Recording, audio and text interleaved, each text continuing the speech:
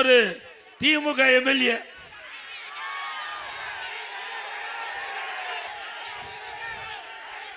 அவரு எல்லாம் பணத்தை திருடுவாங்க, நகையை திருடுவாங்க, கிட்னி திருடுறாங்க. உங்க ஊர் தாங்க, எல்லாம் உஷாரா இருங்க. வறுமையின் காரணம் ஸ்டாலின் சொல்றார், திராவிட முன்னேற்ற கழக ஆட்சியில தேளாரும் தேனாரும் பாலாரும் ஓடுது, மக்கள் மகிழ்ச்சியோடு இருக்கிறாங்க, வறுமை என்ற சொல்லே இல்லை என்று. வறுமையின் காரணமாக, வறுமையின் கொடுமையின் காரணமாக ஏழை தன்னுடைய கிட்னிய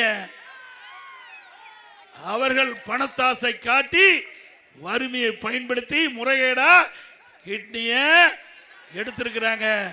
இது நாம சொல்லல, திராவிட முன்னேற்ற கழக அரசாங்கம், திமுக அரசாங்கம், திமுக எம்எல்ஏ மருத்துவமனையில் திமுக அரசாங்கம் ஒரு குழு அமைக்கப்பட்டு அந்த குழு அந்த மருத்துவமனையிலே சோதனை செய்யப்பட்டு அந்த சோதனையிலே கிட்னி முறைகேடு நடைபெற்றது உண்மை என்று தெரிவிக்கப்பட்டது.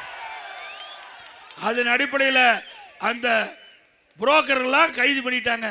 ஆனா மருத்துவமனையுடைய உரிமையாளர் கைது பண்ணாங்களா?